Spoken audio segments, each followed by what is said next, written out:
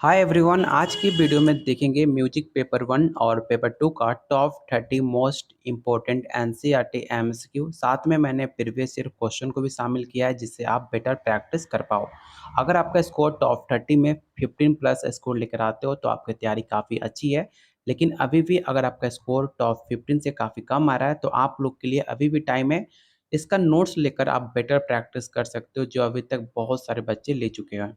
अगर आप 151 पे करते हो जिसके अंदर आपको 1600 प्लस क्वेश्चन आंसर और आसान भाषा में पूरा व्याख्या सहित मिलेगा जो मैंने ऑलरेडी अपने यूट्यूब चैनल पे प्रैक्टिस सेट में करा चुका हूँ। अगर आपने वो वीडियो नहीं देखा तो आप जाकर पहले वीडियो देखकर क्रॉस चेक कर सकते हो कैसे नोट्स मैं आपको दे रहा हूँ जो आपके एग्जाम के लिए काफ़ी ज़्यादा इंपॉर्टेंट है। ये आपके स्टेट और बीपीएससी दोनों के लिए काफ़ी ज़्यादा इंपॉर्टेंट है। साथ में आपको 2200 प्लस एमसीक्यू दिया जा रहा है जिसमें आपका जीके, जीएस और बिहार स्पेशल स्पेशली आपका बीपीएससी के लिए काफ़ी ज़्यादा इम्पोर्टेंट है जिसमें आपका म्यूजिक, जीके, जीएस और बिहार स्पेशल क्वेश्चन होंगे टोटल 2200 प्लस जो आपके एग्जाम के लिए काफ़ी ज़्यादा इम्पोर्टेंट है। अगर आप इसका दोनों लेते हो तो साथ में आपको सिर्फ 251 में आपको पे करना पड़ेगा। साथ में जो भी अभी आपका टॉप 30 एमसीक्यू सीरीज चल रहा है वो भी आपको फ्री ऑफ कॉस्ट कॉम्बो के अंदर दिया जा रहा है। लेने के लिए आप मुझे इस नंबर पे व्हाट्सअप कर सकते हैं जो अभी तक बहुत सारे बच्चे ले चुके हैं। तो चलिए शुरू करते हैं आज का पहला क्वेश्चन। और हर सवाल काफ़ी ज़्यादा इंपॉर्टेंट है आपके एग्जाम के लिए। तो लास्ट तक वीडियो देखना और सारे क्वेश्चन को अटेम्प्ट जरूर करना क्योंकि कोई भी क्वेश्चन आपके पेपर में डायरेक्ट देखने को मिल सकता है। पहला क्वेश्चन है, पंडित भाटखंडे ने रागों के वर्गीकरण के लिए कितने ठाट का प्रयोग किया था? ये सवाल आपके प्रीवियस ईयर क्वेश्चन का पूछा हुआ सवाल है। पहला ऑप्शन है 15, 22, 10 या ऑप्शन डी है 12। तो याद रखिएगा, पंडित भाटखंडे ने रागों को वर्गीकरण करने के लिए टोटल 10 धातुओं का प्रयोग किया था। ऑप्शन सी इसका राइट आंसर होगा। क्वेश्चन सेकंड है, मेजर स्केल की संरचना की पहचान करें। ये सवाल करंट में आपके केवीएस में पूछा गया था, केवीएस म्यूजिक पेपर वन में।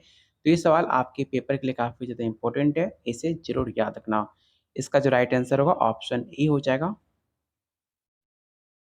क्वेश्चन नंबर थर्ड है, टैगोर ने ओ आमर देशेर माटी की रचना कितने वर्ष की आयु में की थी? आपने पता होगा कि रविंद्रनाथ टैगोर ने एक बंगाली थे, उन्होंने एक रचना लिखी थी जो कि नाम था ओ आमार देशोर माटी।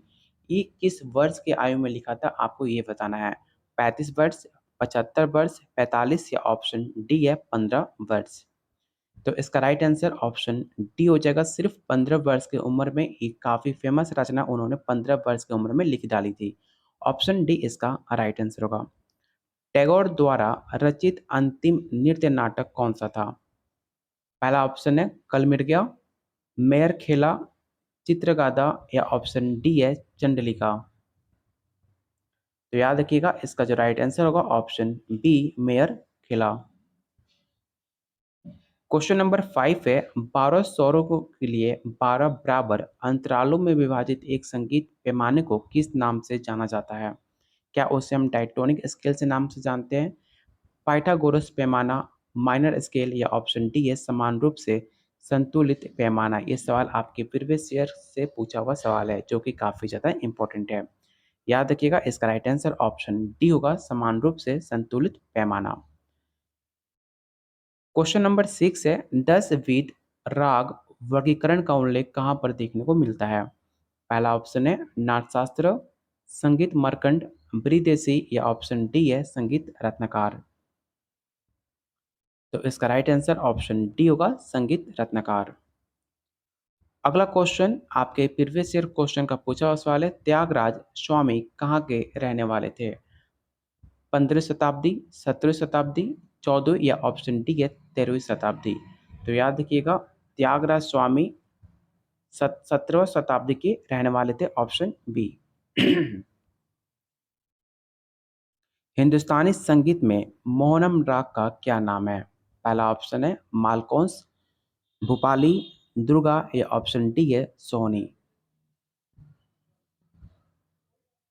तो इसका राइट आंसर ऑप्शन बी हो जाएगा भूपाली।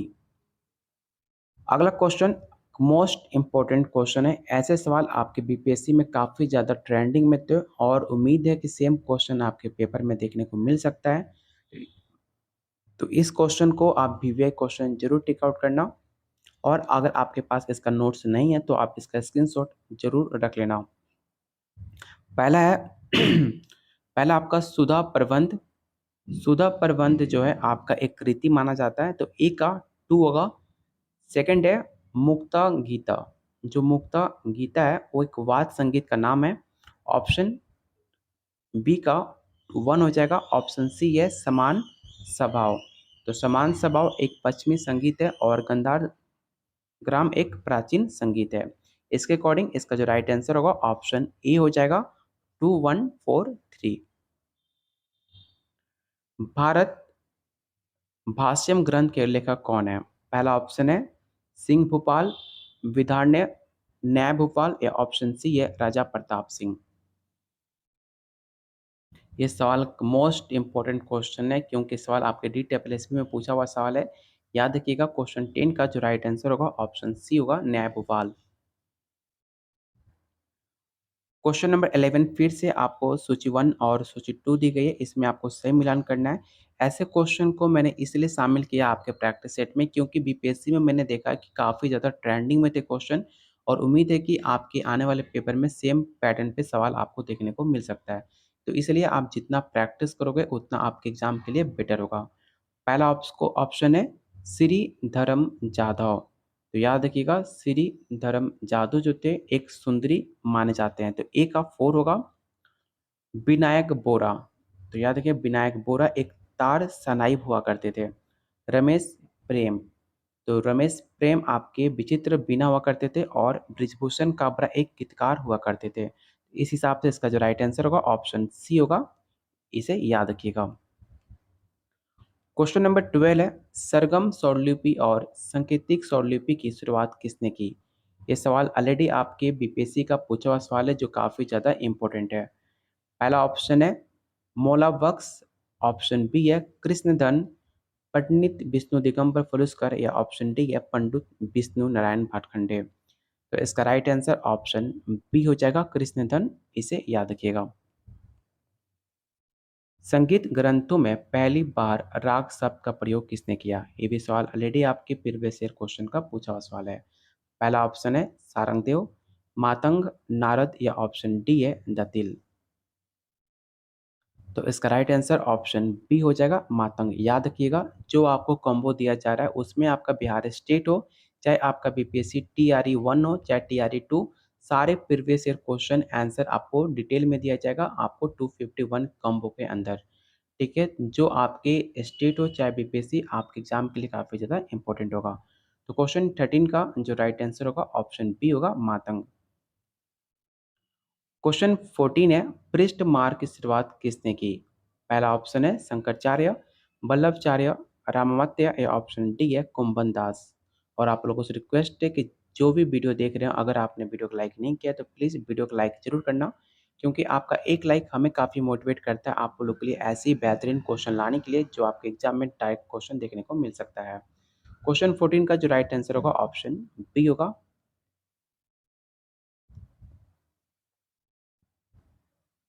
क्वेश्चन नंबर 15 एकल स्वर पर आधारित गायन को क्या कहते हैं? क्या उसे समिक कहते हैं, गातिक, अर्किक, या ऑप्शन डी है आर्ण्यक? तो उसे हम आर्किक के नाम से जानते हैं, ऑप्शन सी। अगला क्वेश्चन काफ़ी मोस्ट इम्पोर्टेंट है आपके एग्जाम के लिए। आपको बताना है कि पश्चिमी ऑर्केस्ट्रा के प्रसिद्ध कंडक्टर कौन रहे थे? पंडित रविशंकर, हरिप्रसाद चौरसिया, उस्ताद अलाउद्दीन खान, या ऑप्शन डी है जुबिन मेहता। अगर आपने एनसीईआरटी क्लास 12 का बिहार का जो म्यूजिक पेपर आपने पढ़ा होगा तो क्लास 12 का चैप्टर सेकंड में आपके पश्चिम ऑर्केस्ट्रा प्रसिद्ध कंडक्टर का नाम जिक्र किया गया है, जो कि उनका नाम था Zubin Mehta, option D. Question number 17 है the main folk dance from of Manipur state is? पहला ऑप्शन है चौ, कलोलिया, महारस, या ऑप्शन डी है रायसेरा। तो इसका जो राइट आंसर होगा ऑप्शन सी होगा महारस। संगीत सिखाने का एक प्रमुख उद्देश्य ये भी है। तो याद रखिएगा, संगीत सिखाने का जो एक मुख्य उद्देश्य होता है वो होता है संगीत को अन्य विधाओं को समक्ष स्थापित करना। Option D. मातंग और अभिनव गुप्त ने किस संप्रदाय का अनुसरण किया था? पहला ऑप्शन है भारत माता, हनुमत मत, शिव मत या ऑप्शन डी है ब्रह्मा मत। तो क्वेश्चन नंबर 19 का जो राइट आंसर होगा ऑप्शन ई हो जाएगा, भारत मत का माता का। संगीत में अनुसाधन का मुख्य उद्देश्य क्या है? पहला ऑप्शन है संगीत शास्त्रीय पहलू का प्रचार करना, ऐतिहासिक पहलू को सामने लाना, नए तथ्य को खोज करना या ऑप्शन डी है व्यवहारिक पहलू को मजबूत करना। तो याद रखिएगा, इसका जो राइट आंसर होगा ऑप्शन सी हो जाएगा, नए तथ्यों की खोज करना। मातंग के गुरु कौन थे? ये सवाल ऑलरेडी आपके प्रीवियस ईयर और एनसीईआरटी क्लास 12 का पहले चैप्टर में आपका जिक्र है मातंग के गुरु का नाम। तो याद रखिएगा, मातंग का गुरु का नाम आचार्य नंदीकेश्वर हुआ करता था। Option D. स्टॉप नोटेशन में मध्य सा की स्थिति को दर्शाने वाला प्रतीक कौन सा है? ये सवाल काफ़ी ज़्यादा मोस्ट इंपॉर्टेंट है। इस क्वेश्चन को जरूर वीवीआई क्वेश्चन टिक आउट करना और याद रखना, उसे हम क्लेव हस्ताक्षर से हम उसे डिनोट करते हैं। Option A. वो दार्शनिक जिसने सौंदर्य शास्त्र में उपयोगिता का दृष्टिकोण अपनाया उसे हम क्या कहते हैं? क्या वो प्लेटो थे? क्या वो सुकरात थे, कांट थे या ऑप्शन डी है हेगल? तो नाम याद रखिएगा, वो दार्शनिक जो वैज्ञानिक उन्हें सुकरात के नाम से जाना जाता है। Option B. अंगिका, वाचिका, आरहाय और सात्विक किसने संबंधित है? पहला ऑप्शन है पखावाज से, ध्रुव से, ख्याल घराना या ऑप्शन डी है नृत्य।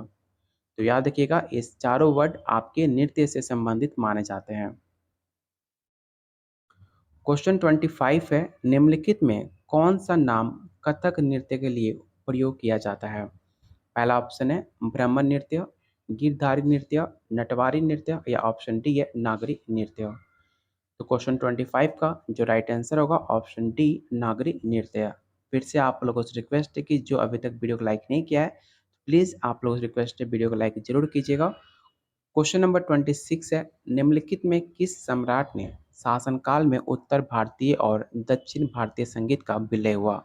ये सवाल वीवीआई क्वेश्चन टिक आउट कर लेना, क्योंकि सवाल आपके बीपीएससी में डायरेक्ट क्वेश्चन देखने को मिल सकता है। पहला ऑप्शन है शिवाजी महाराज, अलाउद्दीन खिलजी, शाहजहां या ऑप्शन डी है हुमायूं। तो याद रखिएगा, इसका राइट आंसर ऑप्शन डी होगा हुमायूं। किस संतज्ञ ने राग रागनी वर्गीकरण में संस्थान नियम को अपनाया था? ये सवाल हमने प्रैक्टिस सेट में आपको पहले भी करा चुका हूँ, तो आपको इसका आंसर आपको पता होना चाहिए। तो इसका जो राइट आंसर होगा ऑप्शन ई हो जाएगा लोचन। देसी ताल का नाम सी कांटी, सी नंदन, सी भोपाल या ऑप्शन डी है सी वंदना। तो याद रखिएगा, देसी ताल का नाम सी नंदन के नाम से जाना जाता है। और आज का सेकंड लास्ट क्वेश्चन आपको बताना है कि ताल षट पिटक पुत्र की कुल मात्राओं की संख्या कितनी होती है? क्या 10 होती है, 8 होती है, 4 होती है या ऑप्शन डी 12 होती है? तो याद रखिएगा, टोटल तालों की मात्राओं की संख्या आपकी 12 होती है। और आज का लास्ट और काफ़ी मोस्ट इम्पॉर्टेंट क्वेश्चन आपको बताना है कि तबला वादन की बाज की संख्या कितनी होती है? 6, 4, 2 या ऑप्शन डी है 1। तो याद रखिएगा, इसका राइट आंसर ऑप्शन सी हो जाएगा। तो ये रहा आज का top 30 most important NCERT MCQ, जो बिहार 11-12 के बेस पे सारे क्वेश्चन बनाए गए हैं, जो काफ़ी ज़्यादा इंपॉर्टेंट है आपके आने वाले एग्जाम के लिए। अगर आप इसका पेड नोट्स लेना चाहते हो, अगर आपने म्यूजिक में कुछ भी नहीं पढ़ा है, आपको कुछ भी नहीं आता, तो आप इस प्रैक्टिस सेट को ले सकते हो। आपका जो भी कुछ आइडिया नहीं है म्यूजिक को लेकर, आप इससे कंप्लीट करते हो तो आप फर्स्ट अटेम्प्ट में अपना पेपर क्लियर कर सकते हो। स्पेशली स्टेट के लिए मैं बता रहा हूँ। ठीक है, अगर आप बीपीएससी की तैयारी कर रहे हो तो आप इसे ज़रूर अटेम्प्ट करना। साथ में जो अभी आपको टॉप 30 एमसीक्यू सीरीज चल रही है, वो सब कुछ आपको दिया जाएगा कॉम्बो के अंदर, जो स्पेशली आपको डिजाइन किया गया है बीपीएससी के लिए। इसमें आपको 2200 एमसीक्यू में म्यूजिक, जीके, जीएस और बिहार स्पेशल चारों सब्जेक्ट से क्वेश्चन आपके इंक्लूड रहेंगे, जो आपके बीपीएससी के लिए स्पेशली बनाया गया है। लेने के लिए आप मुझे इस नंबर पे व्हाट्सएप कर सकते हैं। साथ में आपको गाइड भी किया जाएगा कि कैसे आप अपना फर्स्ट अटेम्प्ट में अपना पेपर क्वालीफाई कर सकते हैं। कोई भी डाउट होता है आपके एग्ज़ाम रिलेटेड, सारे क्वेश्चन को जवाब आपको दिया जाएगा। जैसे मैंने अपना पेपर फर्स्ट अटेम्प्ट में क्लियर किया हुआ है, वैसे मैं आपको बताऊँगा कि आप भी कैसे फर्स्ट अटेम्प्ट में अपना पेपर क्लियर कर सकते हो। तो बस वीडियो को लाइक और शेयर करने में कंजूसी मत करना। वीडियो को लाइक और शेयर अभी करके जाओ और अगले वीडियो में बहुत जल्द हम मिलते हैं।